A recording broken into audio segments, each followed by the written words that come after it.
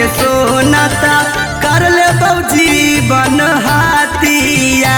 आगे आई तो बारतिया रतिया के सोनाता कर ले जीवन हाथिया।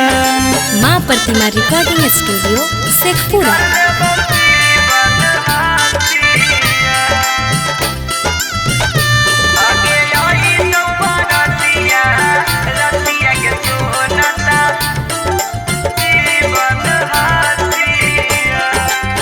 खैले हन क्रिया कसम छोड़ देनी साथ गे मार के तू जाही पगले दिलवा पलात गे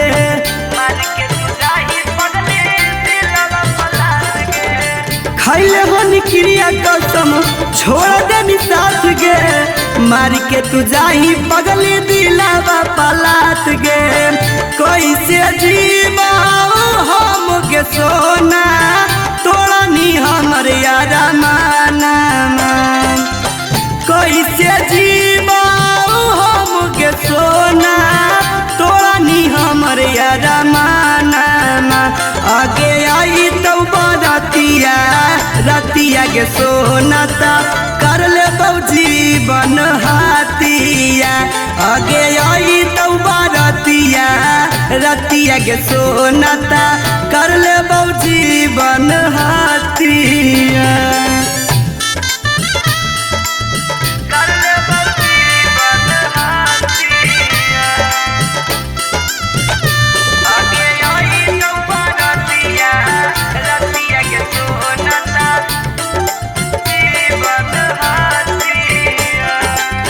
रहो विश्वास गे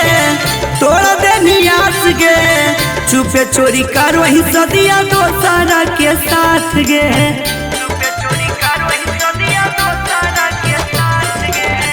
रहो विश्वास गे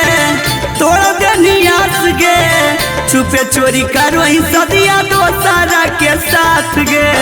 चुन चुन मुन चुन रोतव के पगली बैठ के आंगना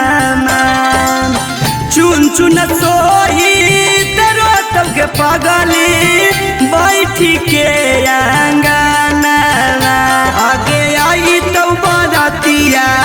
रतिया के सोनाता कर ले जीवन हाथिया आगे आई तो बारतिया रतिया के सोनाता कर ले जीवन हाथिया।